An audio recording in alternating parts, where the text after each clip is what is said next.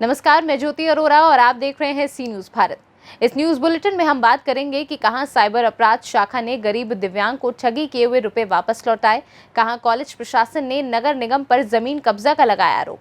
इन सभी खबरों को जानेंगे विस्तार से, तो आइए नजर डालते हैं इस वक्त की बड़ी खबरों पे। विकासशील इंसान पार्टी बलिया के प्रथम जिलाध्यक्ष बनने के बाद हरिराम साहनी का बुधवार के दिन प्रथम आगमन पर बरसौता में भव्य स्वागत समारोह का आयोजन किया गया। स्वागत समारोह का शुभारंभ मुख्य अतिथि विकासशील इंसान पार्टी के राष्ट्रीय प्रतिनिधि प्रदीप निषाद को माला पहनाकर किया गया। इस मौके पर मुख्य अतिथि ने कहा कि आज हम समाज से अलग हैं। नदियों पर बने पुल और जालों पर हमारा रोजगार भी समाप्त होता जा रहा है। अब हमारी पार्टी अपने दम पर चुनाव लड़ेगी और बिहार की तर्ज पर उत्तर प्रदेश में भी 2022 में आने वाले विधानसभा चुनाव में भी हमारी पार्टी जीत सुनिश्चित करेगी।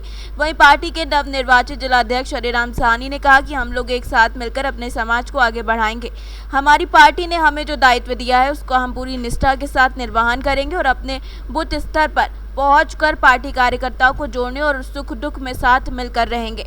वहीं रामविलास निषाद, वीरेंद्र कश्यप, सुरीन बिंद के साथ में कई वक्ताओं ने अपने अपने विचार व्यक्त किए। इस मौके पर रवि प्रधान, रोहित प्रधान, डॉक्टर तेज नारायण साहनी के सहित काफी ज्यादा लोग और अन्य कार्यकर्ता उपस्थित रहे। अध्यक्षता गुलाब चंद्र निषाद और संचालन ज्ञानेश्वर कश्यप ने किया। मैं हरिराम साहनी, ग्राम बरसौता। किस पार्टी से आपको जिलाध्यक्ष बनाया गया? विकासशील इंसान पार्टी से। इस पार्टी का मुख्य उद्देश्य क्या है? इस पार्टी का मुख्य उद्देश्य अपने हक की लड़ाई लड़ना और अपना हक लेना है। हम अगले विधानसभा में जुटों से चुनाव लड़ेंगे, अपने पार्टी को लड़ाएंगे और अपना अधिकार लेंगे। आपको जिम्मेवारी दी गई है पूरे जिले की, जिलाध्यक्ष बनाया गया है। आप इससे क्या संदेश देना चाहेंगे अपने समाज के लोगों को, जो ये विकासशील इंसान पार्टी के कार्यकर्ता, यहाँ सैकड़ों कार्यकर्ता आए थे? मैं चाहता हूं कि हमारा समाज जो है मुख्य धारा में लौटें और अपने हक की लड़ाई के लिए एक आवाज़ उठाए और हमारे माननीय अध्यक्ष श्री मुकेश जी के मिशन को आगे बढ़ाएं और अपना उद्देश्य को प्राप्त करें। मेरा नाम प्रदीप निषाद हुआ। मैं प्रतिनिधि सन ऑफ मल्ला मुकेश संघ, राष्ट्रीय अध्यक्ष विकास इंसान पार्टी प्लस बिहार सरकार के मत्स्य एवं पशुपालन मंत्री सन ऑफ मल्ला जी का प्रतिनिधि। अभी तक आपका पार्टी बिहार में ही अपना पैर जमाने का कार्य कर रही है। अभी आप यूपी में के बलिया जिले में आए हुए हैं और यहाँ पे नवनियुक्त जिलाध्यक्ष को आपने बनाया है अपने पार्टी का। क्या उम्मीद रखते हैं इनसे? बहुत अच्छा उम्मीद रखते हैं, आशा विश्वास देखते ही हम बनाए हैं। इसके पहले हम लोग का 2 तारीख को कार्यक्रम हुआ था लखनऊ में, जिसमें हज़ारों हज़ार की संख्या में 4 व्हीलर से लोग पहुँचे थे माननीय राष्ट्रीय अध्यक्ष जी को रिसीव करने के लिए। इतिहास में ऐसा कोई भी राष्ट्रीय अध्यक्ष या प्रधानमंत्री, मुख्यमंत्री को इतना आदमी एयरपोर्ट के लिए नहीं गया होगा। हज़ारों हज़ार की संख्या में 4 व्हीलर वाहन से लोग पहुँचे थे। हमारे जिलाध्यक्ष हरिराम साहनी जी भी पहुँचे थे, मजबूती से काम किए। यही आस्था विश्वास देख करके माननीय राष्ट्रीय अध्यक्ष, माननीय राष्ट्रीय उपाध्यक्ष, माननीय प्रदेश अध्यक्ष जी के आदेश से हमें आना पड़ा और आपको जिलाध्यक्ष बना दिया। बलिया से सी न्यूज संवाददाता अर्जुन शाह की रिपोर्ट। साइबर अपराध शाखा फिरोजाबाद द्वारा लगातार अच्छा कार्य जारी है, जिसकी कड़ी में सागर निवासी नगला गोला के साथ हुई ठगी करीब 9,000 गबन उसके खाते से हो गया था, जिसको लेकर साइबर अपराध शाखा ने उसकी शिकायत दर्ज की थी। जिसके बाद साइबर अपराध शाखा फिरोजाबाद के आरक्षी शिवम की कड़ी मेहनत और उक्त सागर पीड़ित को उसकी धनराशि वापस दिलाई गई है, जिसके बाद उसके चेहरे पर मुस्कान देखने को बन रही है। पीड़ित सागर ने आरक्षी शिवम को धन्यवाद दिया है, वहीं एसपी देहात का भी आशीर्वाद भी लिया, वहीं उनका दिल से धन्यवाद भी किया। इस दौरान पीड़ित सागर संघ एसपी देहात अखिलेश नारायण सिंह ने हमसे इस विषय पर बात की। क्या कुछ कहा उनका, ये सुनते हैं।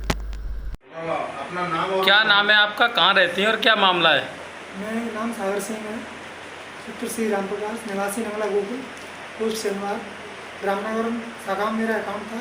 तो मेरे अकाउंट से 9,000 रुपये एक मनोज नाम से एक व्यक्ति ने जैसे 2 ट्रांजेक्शन हुए थे, 8,000 और 1,000, 9,000 रुपये काट लिए गए थे। मैंने कई एक लोगों को बताया मेरे साथ धोखा हुआ है, पैसे काट लिए गए। तो उन्होंने कहा कि अरे नहीं, मैंने बोला कि एक व्यक्ति ने बताया कि आप साइबर सेल को वहाँ कंप्लेन करें तो पैसा वापस हो सकता है। तो कई एक लोगों ने मना कर दिया, अरे वहाँ कुछ नहीं होता है, कंप्यूटर रखे हुए हैं, और मुझे उन लोगों ने भ्रमित कर दिया, नहीं आने दिया। लेकिन मेरा एक अधिकारी ऐसा ही है कानपुर में रिश्तेदार, उन्होंने मुझे बताया कि नहीं, आप पुलिस पर भरोसा रखिए, आप साइबर सेल में जाके कंप्लेन करें, आपका पैसा 100% वापस हो जाएगा। तो मैंने कंप्लेन की और मैं पुलिस प्रशासन और SSP महोदय, डिस्ट्रिक्ट फरीदाबाद में जितने भी अधिकारी हैं सबका आभार व्यक्त करता हूँ, मेरे पैसे वापस करा दिए। बहुत धन्यवाद। जय हिंद। ये पूरा मामला क्या था, क्या कार्रवाई? ये सागर नाम का एक लड़का है जिसके साथ इनके एक परिचित मनोज हैं, उसका नाम लेकर कॉल किया गया और इस पर ठगी कर लिया गया, ऑनलाइन ठगी किया गया इसे अकाउंट से करीब 9,000 रुपये। और इन्होंने तत्काल कई लोगों ने इनको भड़काने की कोशिश भी किया कि साइबर टीम ऐसे ही बैठे रहती, कोई काम नहीं किया, लेकिन इनको पुलिस पर भरोसा था और इन्होंने पुलिस पर भरोसा करते हुए साइबर सेल को अवगत कराया। साइबर सेल में हमारा आरक्षी है अंकित, इसने करीब 15 लाख रुपए की रिकवरी विगत महीनों में कराई है। करीब 40 लोगों से ठगी हुई थी। उसी कड़ी में इसने सागर के भी जो पैसे गए थे उसकी रिकवरी कराया और इस पे टीम हमारी लगी हुई है कि कौन लोग इस ठगी के पीछे हैं, जिससे उनको बेनकाब करके उनको कानून के शिकंजे में कसा जाए, जिससे और लोग ठगी से। फिरोजाबाद से सी न्यूज संवाददाता दीपक की रिपोर्ट। फिरोजाबाद के शहर के चर्चित इस्लामिया इंटर कॉलेज प्रशासन ने नगर निगम पर जमीन कब्जा का आरोप लगाया है। मामले को लेकर कॉलेज प्रशासन ने पुलिस और प्रशासन से गुहार लगाई है। मामला है कि थाना उत्तर के इस्लामिया इंटर कॉलेज का बुधवार की दोपहर इस्लामिया इंटर कॉलेज आबाद हुसैन ने फिरोजाबाद नगर निगम पर आरोप लगाया। कॉलेज की जमीन को वृक्षारोपण के नाम पर कब्जा किया जा रहा है। नगर निगम ने बिना अनुमति के कॉलेज की जमीन पर वृक्षारोपण किया और रास्ता पूरी तरीके से बंद कर दिया गया है, जिसको लेकर शहर के कई कॉलेज प्रबंधक एक हुए हैं और मामले को लेकर पुलिस और प्रशासन से गुहार लगाई है। क्या नाम है आपका? मेरा नाम उमेश चंद यादव है। मैं जिला अध्यक्ष उत्तर प्रदेश माध्यमिक शिक्षक संघ जनपद फिरोजाबाद से हूँ। आज इस्लामिया इंटर कॉलेज के मैदान को लेकर के मेरे पास सूचना पहुँची, मैं यहाँ पहुँचा। यहाँ पर नगर निगम अपनी गुंडई और दबंगई के कारण पूरे मैदान को घेर रहा है। ये गलत तरीका है। विद्यालय जो सार्वजनिक चीज़ होती है, जहाँ पर छात्र पढ़ते हैं, समाज के पूरे समाज का इस पर दायित्व होता है, वहाँ पर इस तरह से गुंडई करना ये गलत है। अगर इस तरह से गुंडई और बलबूते पर, दबंगई के बल पर इस तरह से विद्यालय के प्रांगण को घेरा जाएगा तो हम सभी संगठन के लोग जितने भी हैं पूरे विद्यालय के जनपद के एक साथ हो जाएंगे। यहाँ पर आज मेरे संज्ञान में आया है कि मैं जब यहाँ पर आया तो मुझे बताया गया है कि कोई मोहित अग्रवाल नाम के सभासद हैं, पार्षद हैं, उन्होंने हमारे साथियों के साथ में बदतमीजी की है। इस तरह की बदतमीजी बर्दाश्त नहीं की जाएगी। यदि इसकी पुनरावृत्ति होती है तो इसका ईंट का जवाब पत्थर से दिया जाएगा। हम चाहते हैं कि हर चीज़ में हम लोग शांति प्रिय हैं, अध्यापक हैं, लेकिन अगर हमारे ऊपर कोई गुंडई से काम करेगा तो हम किसी काम में पीछे नहीं हैं। हम भी अपने बल का प्रयोग करेंगे और अपने संवैधानिक दायरे में रहकर सारे कार्य करेंगे, चाहे हमें आंदोलन करना पड़े, चाहे जिले को बंद करना पड़े, लेकिन किसी भी तरह से हम विद्यालय के ऊपर अतिक्रमण या कब्जा नहीं होने देंगे। अगर उनको ये कार्य करना था तो पहले विद्यालय के पदाधिकारियों से अथवा प्रधानाचार्य से इसकी परमिशन लेनी चाहिए। परमिशन लेने के बाद में आप उनको साथ लेकर के प्लांटेशन करते। हम वृक्षारोपण का विरोध नहीं करते, वृक्षारोपण अच्छी चीज़ है, विद्यालय का सौंदर्यीकरण होता, मैदान का होता, लेकिन गलत तरीके से करना, दबंगई से करना, ये गलत है, इसका हमारा विरोध है। तो हम यही चाहते हैं शासन प्रशासन से और नगर निगम के लोगों से कि इस तरह से किसी भी विद्यालय में, इस्लामिया ही नहीं, जनपद के किसी भी विद्यालय में इस तरह से दबंगई या गुंडई के आधार पर कार्य नहीं हो। यदि उनको कोई कार्य करना है तो संबंधित प्रधानाचार्य अथवा प्रबंध समिति से अपना परमिशन लें और उस कार्य को करें। हमें किसी पे आपत्ति नहीं है। हम वृक्षारोपण साथ में कराएंगे, लेकिन उसका एक तरीका होता है। ये नहीं है कि अपनी मन मर्जी से जहाँ चाहो वहाँ पे कर दो, रास्ता रोक दो, ये गलत है, इसका हमारा विरोध है। तो अगर भविष्य में इसकी पुनरावृत्ति होती है तो हम इसका पूरी तरह से विरोध करेंगे। अगर सभासद ने यहाँ पर आके विद्यालय हमारे अध्यापक साथियों से माफ़ी नहीं मांगी तो हम इस पर भी अपने कमेटी को बुला करके विचार करेंगे और आगे आंदोलन की राह भी बनेंगे। क्या नाम है आपका? जी, मेरा नाम आबाद हुसैन, प्रधानाचार्य इस्लामिया इंटर कॉलेज।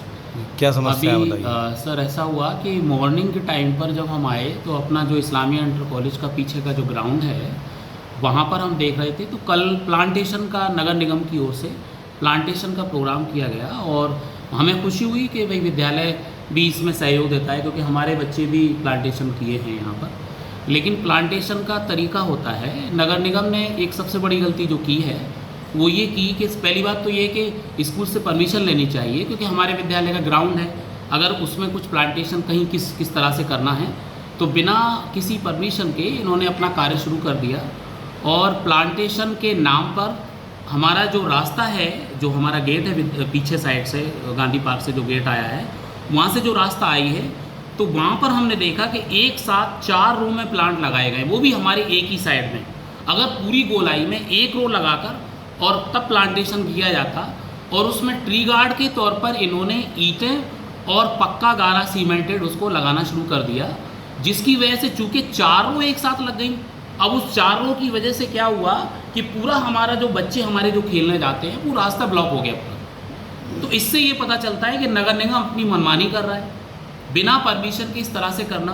भाई हम तो खुश होते हैं कि अगर एक पूरी रो गोलाई में लगा देते ये प्लांटेशन की और उस पर गार्ड लगा देते तो कोई दिक्कत नहीं थी, लेकिन इस तरह से एक ही साइड में अपनी ही ग्राउंड को ब्लॉक करते हुए इस तरह से प्लांटेशन करना, और दूसरा नगर निगम की लगातार मनमानी चल रही है हमारे इस ग्राउंड पर।